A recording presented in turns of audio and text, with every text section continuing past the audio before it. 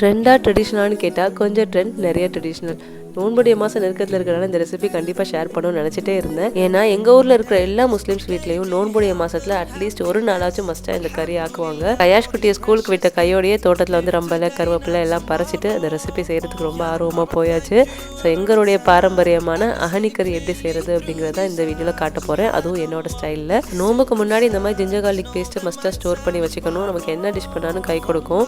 இன்றைக்கி நம்ம அகனி கறி செய்கிறதுக்கு 1 கிலோ மட்டன் எடுத்துருக்கிறேன். இந்த கறி முழுக்க தயிர், பச்சை மிளகாய் இதெல்லாம் சேர்த்து பண்ணுறது தான். வேறு எந்த மசாலாவும் நம்ம ஆட் பண்ண மாட்டோம். ஸோ கறியை மேரினேட் பண்ணுறதுக்கு புளிப்பு இல்லாத கெட்டியான தயிராக இருந்தால் நல்லாயிருக்கும். நான் 10 rupees உள்ள தயிர் பாக்கெட் 2 சேர்த்துக்கிறேன். அதோட 12 to 15 பச்சை மிளகாய் கீரை சேர்த்துக்கிறேன். கொஞ்சமாக மஞ்சத்தூள் ஆட் பண்ணியாச்சு. ஒரு அரை மணி நேரம் இல்லாட்டி 1 மணி நேரம் நல்லா ஊறட்டும். இதுக்கடையில் தாளிப்புக்கான பொருள் என்னென்னு பார்த்துடலாம். பட்டை, கிராம்பு, ஏலக்காய், 2 பச்சை மிளகாய் கீரி வச்சிருக்கேன். கருவேப்பிலை காம்போடியும் வச்சிருக்கேன். ரம்பல்ல 2 டேபிள் ஸ்பூன் இஞ்சி பூண்டு பேஸ்ட். நான் தாளிக்கிறப்ப 10 சின்ன வெங்காயம் ஆட் பண்ணிக்கலாம். உருளைக்கிழங்கு மோஸ்ட்லி எல்லார் வீட்லையும் ஆட் பண்ண மாட்டாங்க. ஆனால் ஆட் பண்ணி பாருங்கள், டேஸ்ட் வேறு லெவலில் இருக்கும். அந்த ரெசிபிக்கு அல்டிமேட் டேஸ்ட் கொடுக்குறது இந்த செல்லக்குட்டிங்க தான். ஸோ நட்ஸ் எல்லாத்தையும் நம்ம எடுத்து ஊற வைக்க போகிறோம். நான் ஒரு 10 பாதம், 10 முந்திரி, கொஞ்சோண்டு பிஸ்தாவே எடுத்து ஊற வைக்க போகிறேன். ஸோ எல்லாம் ரெடியாக இருக்குது. இப்போ நம்ம தாளிச்சிடலாம். இன்றைக்கி நான் குக்கரில் தான் செஞ்சு காட்ட போகிறேன். ஸோ விசில் போட்டு தான் நம்ம ஆக்க போகிறோம். இந்த கறி ஆக்கிறதுக்கு சுத்தமான தேங்காய் எண்ணெய், நெய் எல்லாம் கொஞ்சம் எக்ஸ்ட்ராவாக சேர்த்து போனோம்னா மணக்க டேஸ்ட் அப்படி வரும். ஸோ காங்கேயம், கரூர் எல்லாமே நெய்க்கு ரொம்ப ஃபேமஸான ஒரு பிளேஸ். ஒரிஜினல் கீ கிடைக்கிறோன்னா அங்கே போய் வாங்குங்கன்னு நிறைய பேர் சொல்லுவாங்க. ஸோ இப்போ வந்து நம்ம ஊர்லேயுமே இது அவைலபிளாக இருக்குது. நம்ம ஊர் காயில் பண்ணதுக்குள்ளே தான் இதை சேல் பண்ணுறாங்க. உங்களுக்கு வேணும்னா இந்த நம்பர் காண்டாக்ட் பண்ணி ஆர்டர் பிளேஸ் பண்ணிக்கலாம். சரி வாங்க அப்படியே நம்ம ரெசிபியை பார்த்துடலாம். ஃபஸ்ட்டு தாளிப்புக்கு சின்ன வெங்காயம் சேர்த்து அது கொஞ்சம் கலர் மாறினதுக்கப்புறமா மொத்த தாளிப்பையுமே சேர்த்துட்டேன். அதுக்கப்புறம் இஞ்சி பூண்டு ஸ்மெல் போகிற வரைக்கும் அது கொஞ்சம் வதக்கிட்டு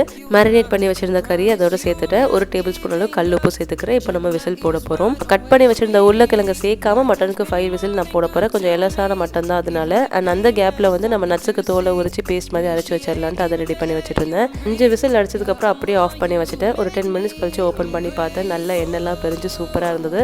இந்த டைமில் நம்ம உருளைக்கிழங்கையும் ஆட் பண்ணிவிட்டு மிக்ஸ் பண்ணிவிட்டு ஒரு 2 விசில் போட்டுட்டு அப்படியே ஆஃப் பண்ணி வச்சிடணும். எனக்கு நல்லா ஞாபகம் இருக்குது, இது நோன்புடைய மாதத்தில் செய்கிறோம் அப்படின்னாலே அம்மா வந்து என்ன பண்ணுவாங்கன்னா நைட்டு இந்த மாதிரி உருளைக்கிழங்கெல்லாம் போட்டு விசில் போட்டு அப்படியே ஆஃப் பண்ணி வச்சிருவோம்.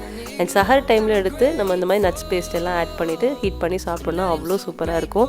சஹரில் ஏதோ ஃப்ரெஷ்ஷாக சாப்பிட்ற மாதிரி, அப்போ செஞ்சு சாப்பிட்ற மாதிரி அப்படி இருக்கும். முக்கியமாக இதுக்கு டேஸ்ட் கொடுக்குற இந்த நட்ஸ் பேஸ்ட்டு சேர்த்ததுக்கப்புறமா ரொம்ப நேரம் கொதிக்கவும் வைக்கக்கூடாது, விசிலும் போட்டுறாதீங்க. ஏன்னா அடி பிடிச்சிடும். இல்லைனா கொதிக்க வச்சோன்னா கட்டியாயிரும், ரொம்ப கட்டியாயிரும். அதனால ஒரு நிமிஷம் ஹை ஃப்ளேமில் வச்சுட்டு அப்படியே ஆஃப் பண்ணிடுங்க. இந்த மாதிரி க்ரீமியாக சூப்பராக இருக்கும். ஸோ கண்டிப்பாக இந்த ரெசிபி உங்கள் வீட்டில் ட்ரை பண்ணி பாருங்கள். வீடியோ பிடிச்சிருந்தா லைக் பண்ணிவிட்டு உங்கள் ஃப்ரெண்ட்ஸ் அண்ட் ஃபேமிலி கூட ஷேர் பண்ணிடுங்க. நம்ம சேனல் மறக்காமல் ஃபாலோ பண்ணிடுங்க. இன்ஷால்லா see you next video. அஸ்ஸலாமு அலைக்கும்.